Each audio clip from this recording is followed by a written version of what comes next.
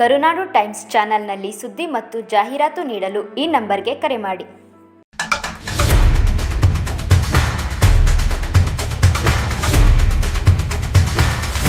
ನೀವು ಜಾನಪದ ಅಂತಂದ್ರೆ ನೀವು ಯಾವುದೇ ಪಾಪ್ ಸಾಂಗ್ ಇರ್ಬೋದು, ರ್ಯಾಪ್ ಸಾಂಗ್ ಇರ್ಬೋದು, ಅದಕ್ಕೆಲ್ಲದಕ್ಕಿಂತ ಹೆಚ್ಚಾಗಿ ಥ್ರಿಲ್ ಕೊಡುವಂಥದ್ದು ನಮ್ಮ ಜಾನಪದ ಸೊಗಡಿನ ಗೀತೆಗಳು.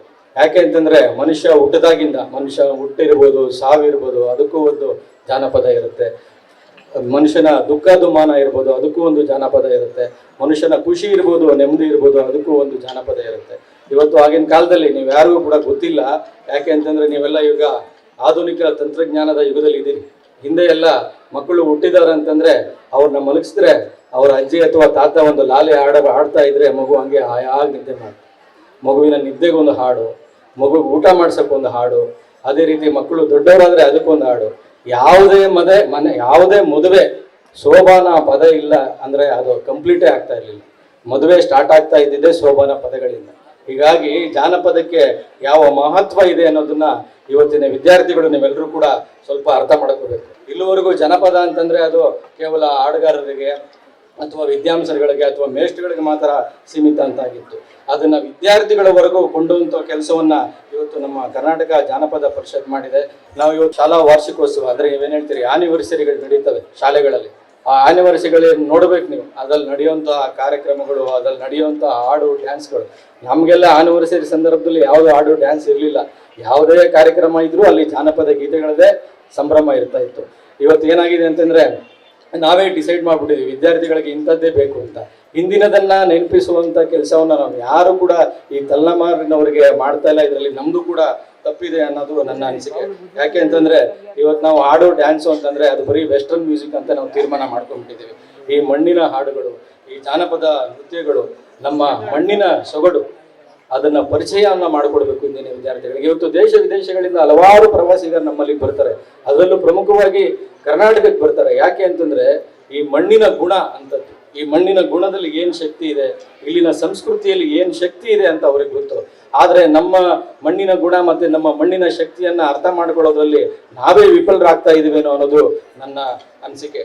ಹೀಗಾಗಿ ಇವತ್ತು ವಿದ್ಯಾರ್ಥಿಗಳೇ ಜಾನಪದ ಲೋಕೋತ್ಸವವನ್ನು ಮುನ್ನಡೆಸ್ಕೊಂಡು ಹೋಗ್ತಾ ಇರೋದು ಅತ್ಯಂತ ಹೆಚ್ಚು ಸಂತಸದ ವಿಷಯ. ಇವತ್ತು ತಂತ್ರಜ್ಞಾನ ಎಷ್ಟೇ ಬೆಳೆದರೂ ಕೂಡ ಈ ಆಧುನಿಕ ತಂತ್ರಜ್ಞಾನದ ಮೂಲಕ ಪಾಶ್ಚಿಮಾತ್ಯ ಮಾತ್ರ ಅಲ್ಲ, ಇತರ ಸಾಂಸ್ಕೃತಿಕ ದಾಳಿಗಳು ನಡೀತಾ ಇದ್ರು ಕೂಡ ನಮ್ಮ ಜಾನಪದ ಕಲೆಗಳನ್ನ ಇವತ್ತಿಗೂ ಕೂಡ ಅಳಿಸೋದಕ್ಕೆ ಸಾಧ್ಯ ಆಗ್ತಾ ಇಲ್ಲ. ಯಾಕೆ ಅಂತಂದ್ರೆ ನಮ್ಮ ಹಿರಿಯರು, ನಮ್ಮ ಪೂರ್ವಜರು ಅಷ್ಟು ಗಟ್ಟಿಯಾಗಿ ಈ ಜಾನಪದ ಬೇರುಗಳನ್ನ ಆಳವಾಗಿ ಬೇರೂರುವ ತರ ಮಾಡಿದ್ದಾರೆ. ಹೀಗಾಗಿ ಕನ್ನಡ ಸಂಸ್ಕೃತಿಯಲ್ಲಿ ಜಾನಪದ ಕಲೆಗಳು ಕೇವಲ ಮನರಂಜನೆ ಮಾಧ್ಯಮ ಅಲ್ಲ, ಅವು ನಮ್ಮ ಮಣ್ಣಿನ ಗುಣ ಮತ್ತೆ ಇತಿಹಾಸ ಮತ್ತೆ ಬದುಕಿನ ಕ್ರಮವನ್ನ ತಿಳಿಸ್ಕೊಡುವಂಥದ್ದು.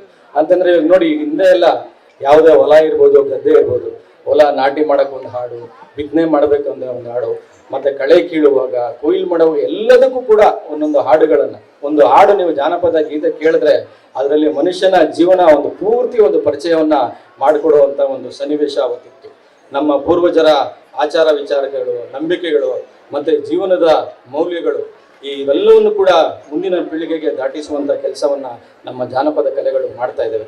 ಒಂದು ಜಾನಪದ ಗೀತೆ ಇರ್ಬೋದು ಅಥವಾ ಒಂದು ಶೋಭಾನೆ ಗೀತೆ ಇರ್ಬೋದು, ಅದನ್ನು ಕೇಳಿದ್ರೆ ಏನೋ ಒಂದು ನೆಮ್ಮದಿ. ಈಗ ರಾಗಿ ಕಲ್ಲು ಬೀಸಿದ್ವಿ ನಾವು, ಅದಕ್ಕೂ ಒಂದು ಪದಗಳನ್ನ ನಮ್ಮ ಹಿರಿಯರು ಕಟ್ಟಿಕೊಟ್ಟಂಥದ್ದನ್ನ ನಾವು ನೋಡಿದ್ದೇವೆ. ಅದರಲ್ಲೂ ಕೂಡ ಈ ನಮ್ಮ ಸಮಾಜದ ಐಕ್ಯತೆಯಲ್ಲಿ, ಅದರಲ್ಲೂ ಕೂಡ ಶ್ರಮಿಕ ಸಮುದಾಯಗಳನ್ನ ಜಾತಿ ಮತ ಭೇದ ಇಲ್ಲದೆ ಒಂದುಗೂಡಿಸುವಂತ ಶಕ್ತಿ ಇರೋದು ಈ ಜಾನಪದ ಕಲೆಗಳಿಗೆ ಮಾತ್ರ.